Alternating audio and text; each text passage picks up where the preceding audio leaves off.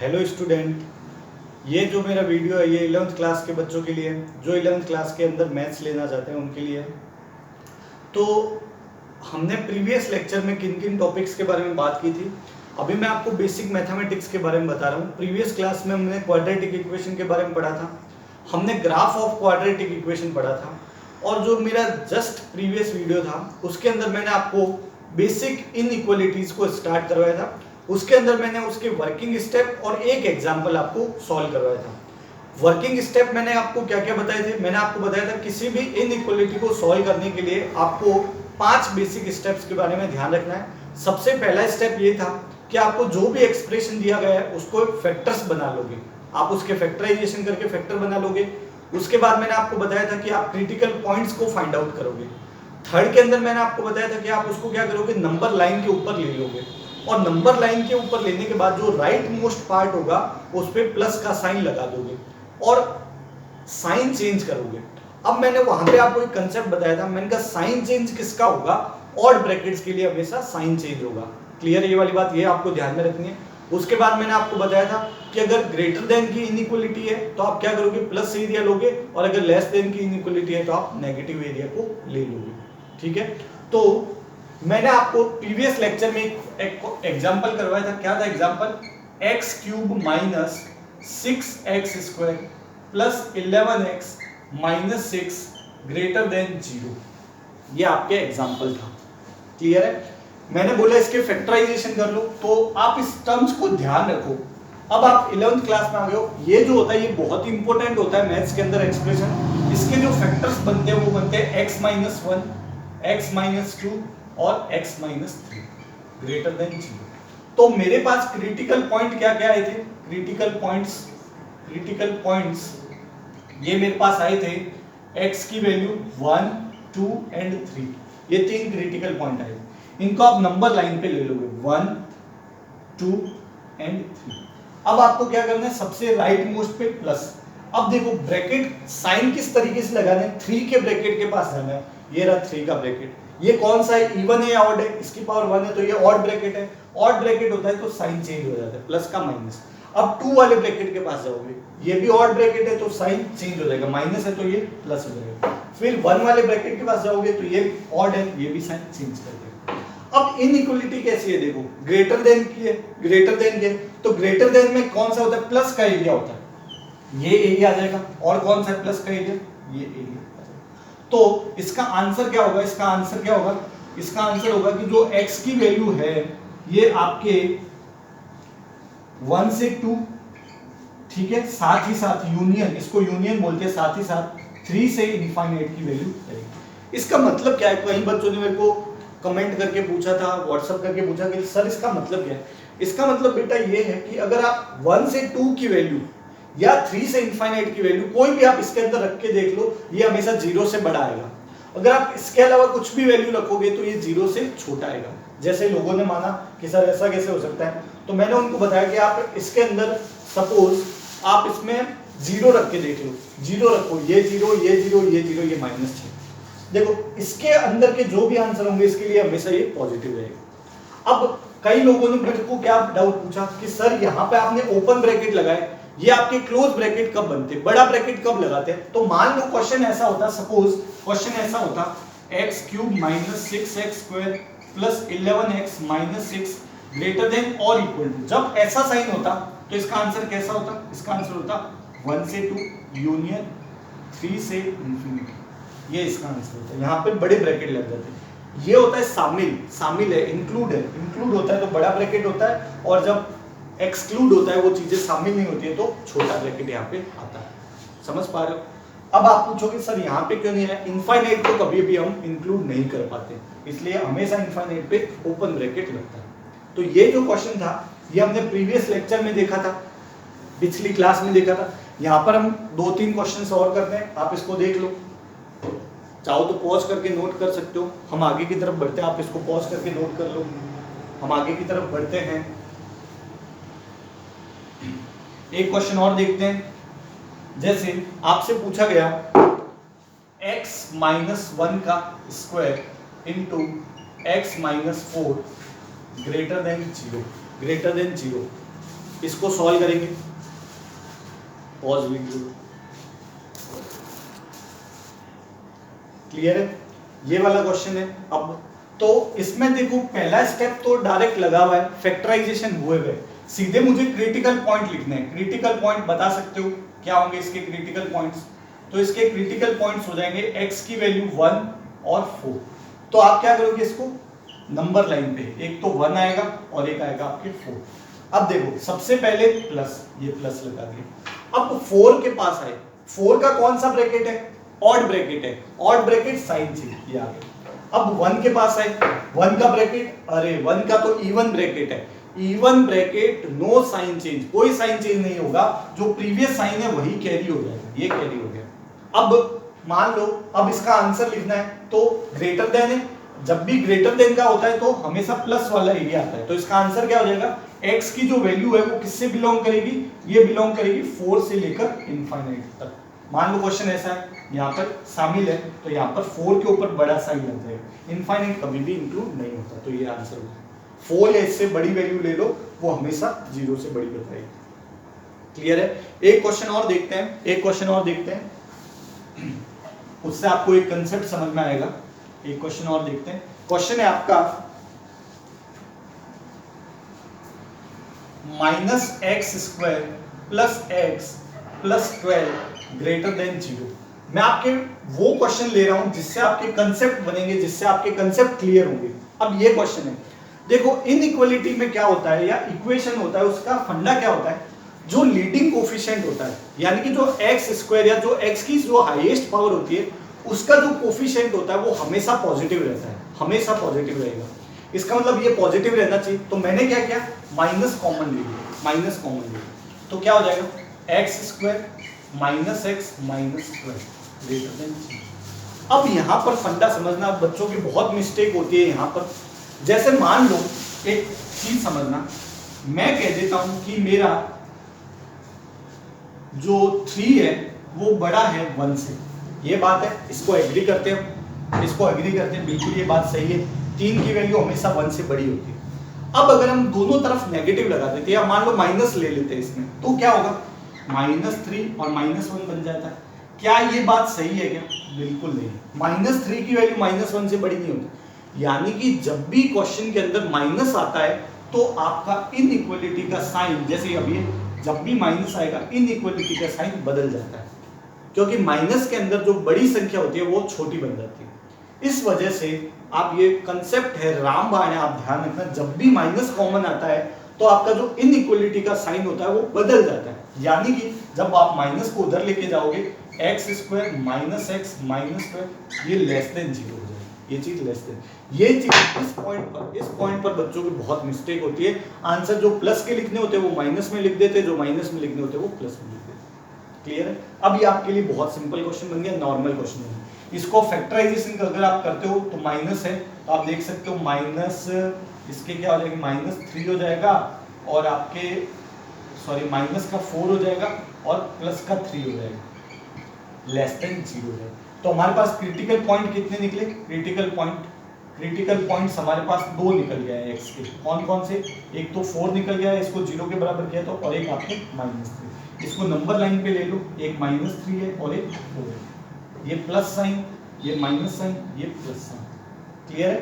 क्योंकि देखो 4 किसके ब्रैकेट के कारण है? ऑड ब्रैकेट, फिर ये 3 भी ऑड ब्रैकेट है, तो ये प्लस माइनस। अब कौन सा क्वेश्चन? ये है, देखो क्वेश्चन मेन ये बन गया।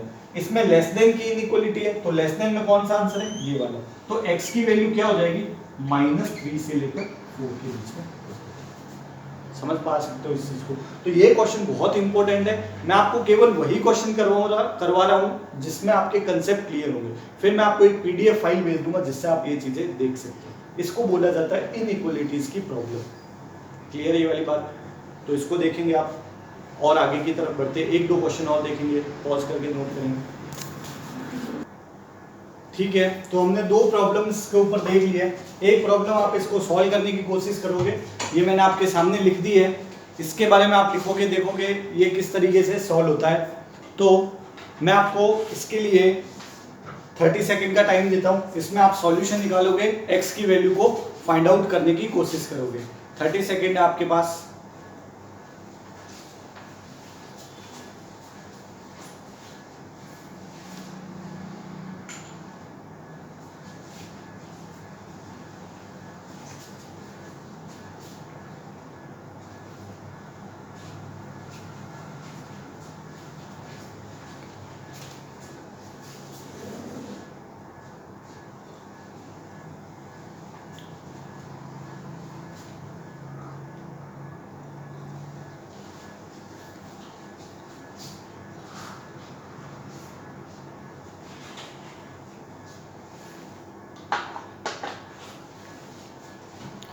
Okay, your time start, time up हो चुका है। देखते हैं, देखो सबसे पहला स्टेप क्या कहता है कि हम फैक्टराइजेशन करेंगे।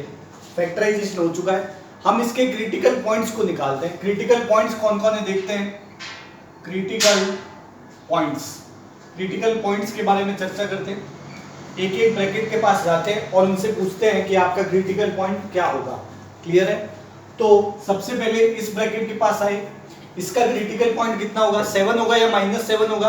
आंसर है -7। क्यों, क्योंकि इस चीज को 0 के बराबर रखेंगे तो +7 उधर जाके -7 हो जाएगा। इसका क्रिटिकल पॉइंट कितना होगा, 0 होगा, क्योंकि मैं इस x क्यूब को मैं ऐसा भी तो लिख सकता हूँ x - 0 का होल क्यूब, तो ये 0 हो जाएगा। ओके, इसका क्रिटिकल पॉइंट 1 हो जाएगा, इसका क्रिटिकल पॉइंट 2 हो जाएगा, इसका क्रिटिकल पॉइंट 10 हो जाएगा।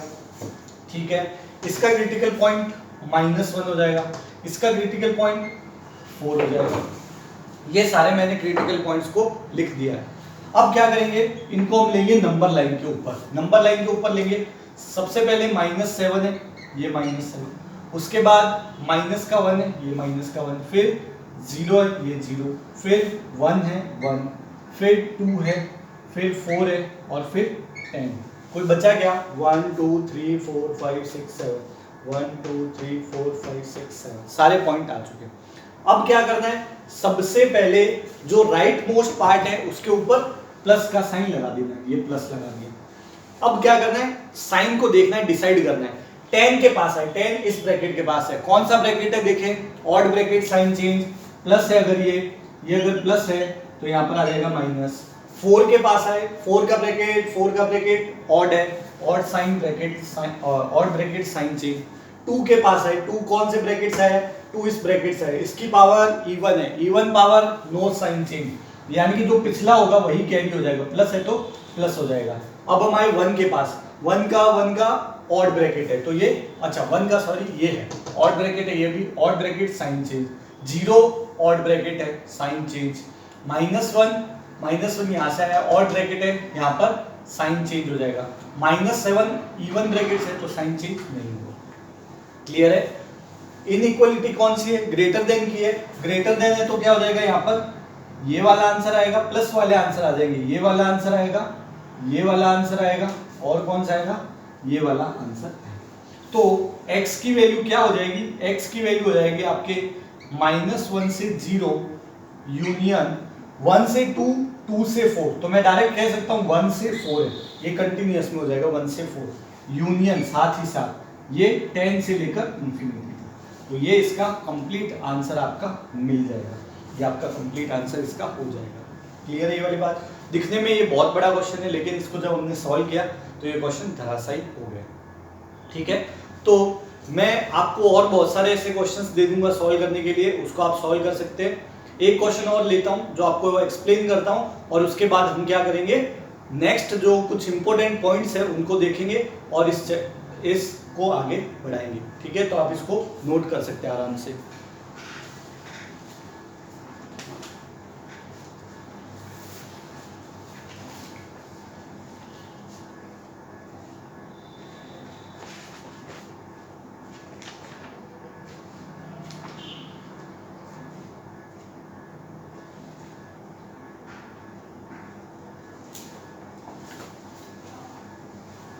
क्लियर है, आगे की तरफ बढ़ते हैं।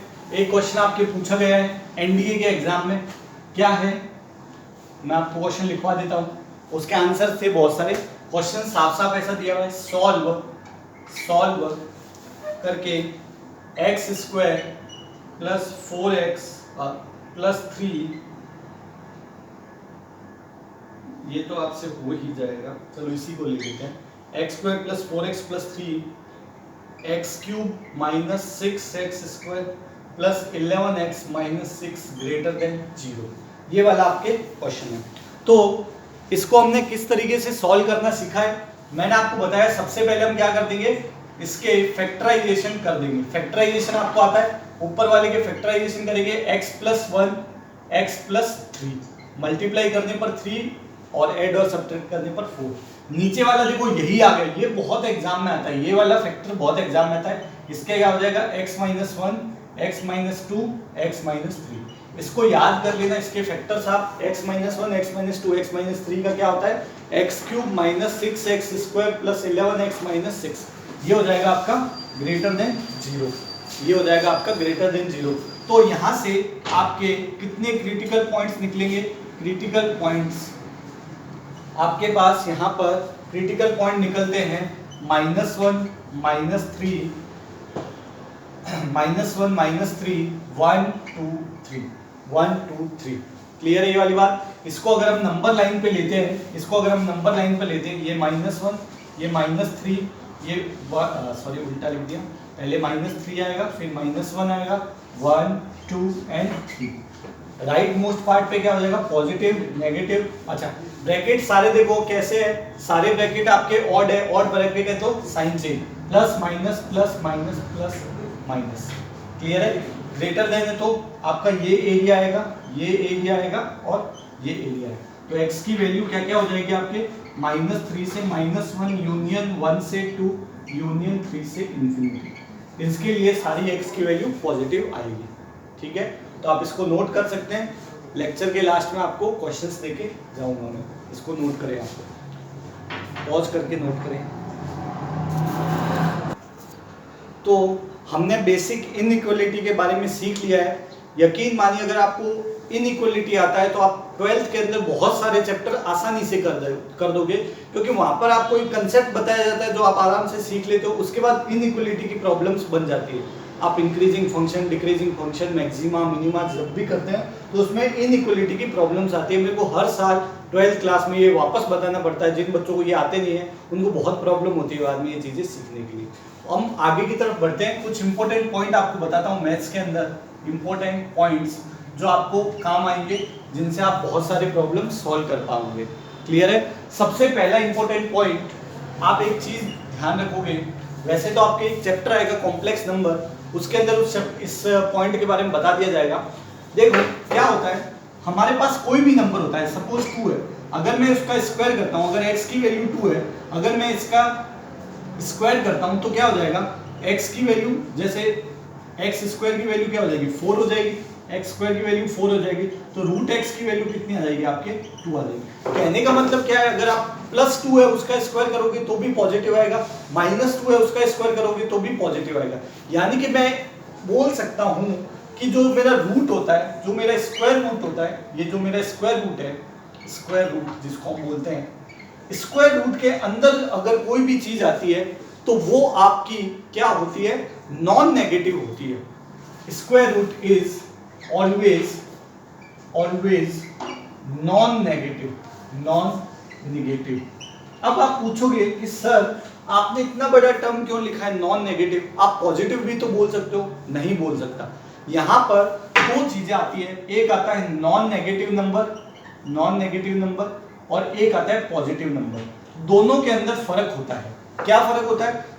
देखो नंबर सिस्टम किस तरीके से चलता है, 0 1 2 3, यहाँ पर -1 -2 -3। अगर मैं नॉन नेगेटिव की बात करता हूँ तो इसमें 0 से स्टार्ट होके ये वाली चीजें आती है। अगर मैं पॉजिटिव की बात करता हूँ तो यहाँ पर केवल 1 से आता है। यानी कि जो 0 होता है वो ना तो पॉजिटिव होता है और ना ही नेगेटिव होता है। नॉन नेगेटिव का मतलब होता है उसमें 0 भी आएगा और पॉजिटिव नंबर भी आएंगे, नेगेटिव को छोड़कर। क्लियर है? पॉजिटिव की बात करता हूँ तो ये 1 मतलब 0 के आगे से स्टार्ट होता है। तो इन दोनों चीजों में फर्क होता है। स्क्वायर रूट के अंदर की जो भी चीजें होती है, स्क्वायर रूट के अंदर की जो भी चीजें होती है वो हमेशा नॉन नेगेटिव होती है। क्वेश्चन किस प्रकार आएगा वो भी मैं आपको सिखाऊंगा। यानी कि मैं ऐसा कह सकता हूँ कि अगर कोई चीज ऐसा लिखा हुआ है, रूट fx लिखा हुआ है, तो इसका मतलब ये होगा जो fx होता है वो या तो 0 से बड़ा होगा या फिर 0 के बराबर होगा। इस चीज का ये मतलब होता है। समझ पा सकते हो इस चीज को? अच्छा, मैं ये भी कह सकता हूँ कि जो x स्क्वायर, x की पावर 4, x की पावर 6, यानी कि जो आपके इवन पावर वाले होते हैं, ऐसे नंबर्स होते हैं, इज ऑलवेज नॉन नेगेटिव। ये भी आपके हमेशा नॉन नेगेटिव नंबर होते हैं। ठीक है? अच्छा, एक चीज और समझना, जैसे 2 की पावर x, 3 की पावर x, 5 की पावर x या कोई भी नंबर a की पावर x है। आप इससे कभी भी नेगेटिव नंबर को जनरेट नहीं कर सकते, ना ही जीरो को जनरेट कर सकते हो। अगर आप x की वैल्यू को जीरो रखोगे तो ये 1 हो जाएगा, आप माइनस में रखोगे तो ये 1/2 हो जाएगा। समझ पा रहे हो?